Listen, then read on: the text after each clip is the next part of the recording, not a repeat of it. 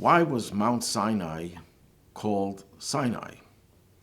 The Talmud and the Midrash explore the meaning of the word Sinai itself.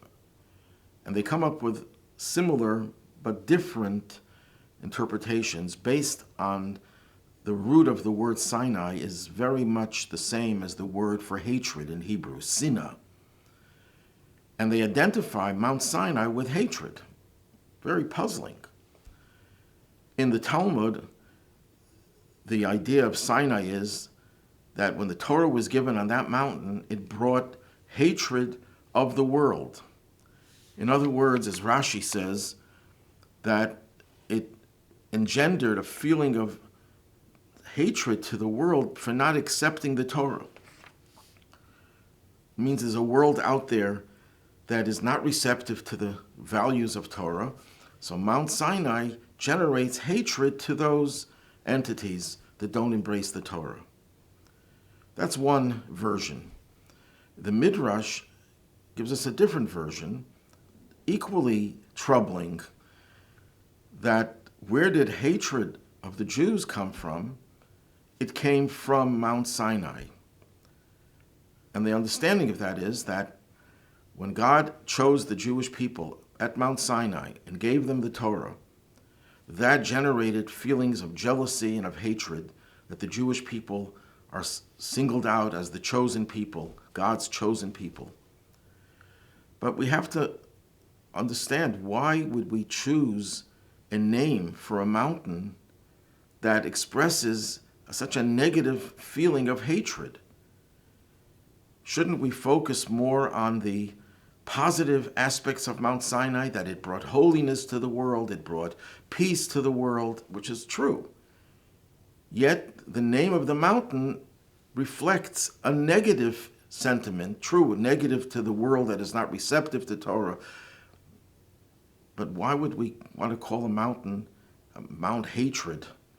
Very strange. But in order to understand that, we have to recognize what happened at Mount Sinai. You know, the Jewish people came to the mountain 6 days before the Torah was given. So Mount Sinai already had its name and is identified as such even before they got the Torah.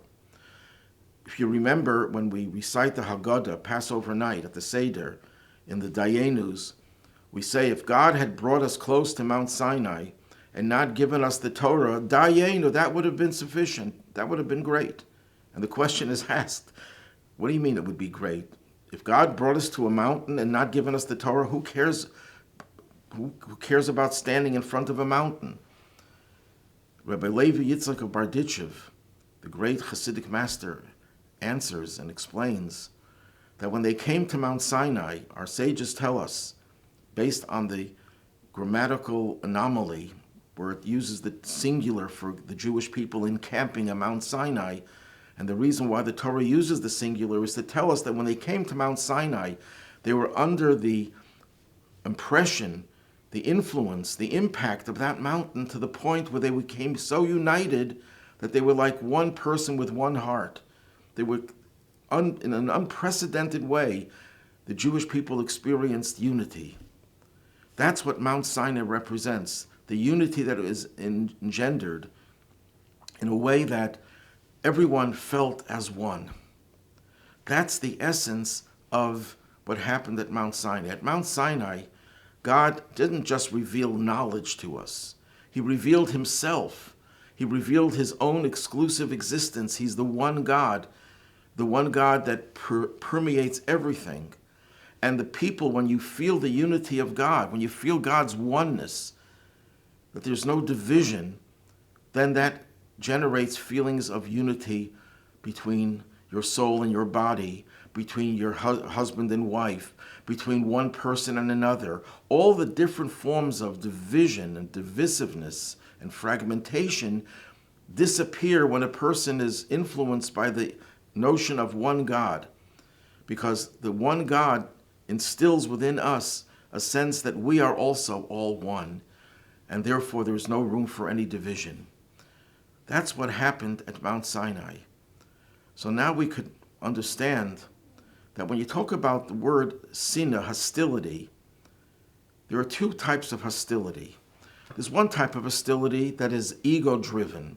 Someone who has a big ego and feels that the other person threatens to take away something from you, that generates feelings of hatred. Hatred is caused by virtue of a person's inflated ego. And that is why it says in the Talmud that what does God say to the egotist? God says, Ein ani v'hu yecholim ladur. We can't live together. We can't coexist, either me or you. What does that mean? God can't exist with the egotist? That means that when someone is filled with his ego, there's no room for anything else. There's no room for God, and there's certainly no room for others as well. So therefore, that kind of hostility comes from ego. But there's another kind of hostility. It's the reverse type of hostility. When you are so permeated with the notion of unity, the unity of God, you cannot tolerate a world of divisiveness. You can't tolerate a world where everyone is at each other's throats. You can't tolerate a world of war, of hatred, of violence. And that's what Mount Sinai is all about. It's a second type of hostility. It's a mountain that brought the unity of God to the Jewish people, and that we personify that unity even when we're not united, when we're discordant, but deep down we recognize our inherent unity. That's why when Jews normally are very opinionated and they disagree, and which is fine, and sometimes the disagreements go beyond the pale, but when it comes to a crisis, all of a sudden all the Jewish people are able to unite.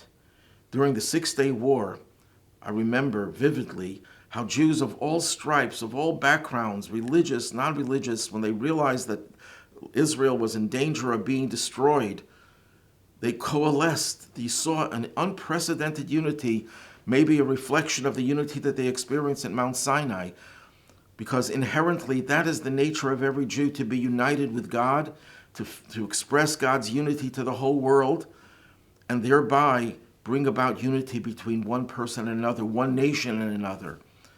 Mount Sinai is the mountain that brought a type of hostility to the divisiveness of the world, to the lack of unity in the world. And that explains the cause of anti-Semitism. The anti-Semite, primarily, there are many causes of anti-Semitism, of course, but many of the causes are really more than triggers. They're triggers that trigger the real anti-Semitism. The real anti-Semitism comes from someone whose ego is so dominant that they can't tolerate the Jewish people, because they know that the Jewish people, regardless of how it appears that they're divided, as Haman said, they were a divided people, but yet they recognize that we're really one. And you often hear anti-Semites saying, why is this that the Jews, no matter where they are, they're always united, they all stick together? I wish that would be the case in all times and in a revealed and open way, but that's the reality, that's the inner reality. I remember once teaching a class at the University of Buffalo, and we're talking about the unity of the Jewish people, and a foreign student who was auditing the course, wife of a professor, says to me, she came from Japan, she says to me, I heard that when there's a crisis, there's a certain switch that the Jewish people push, and all the Jews come together. And I thought she was joking, so I laughed. And then I see she's dead serious. That was the perception, that there's a certain trigger that reveals the unity of the Jewish people. And that trigger came from Mount Sinai.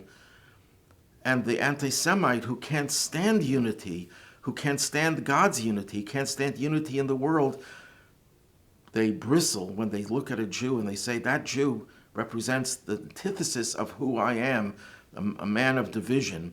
In the olden days, people worshiped many gods. Today, we worship pay homage to many different vices and many different influences that are not kosher.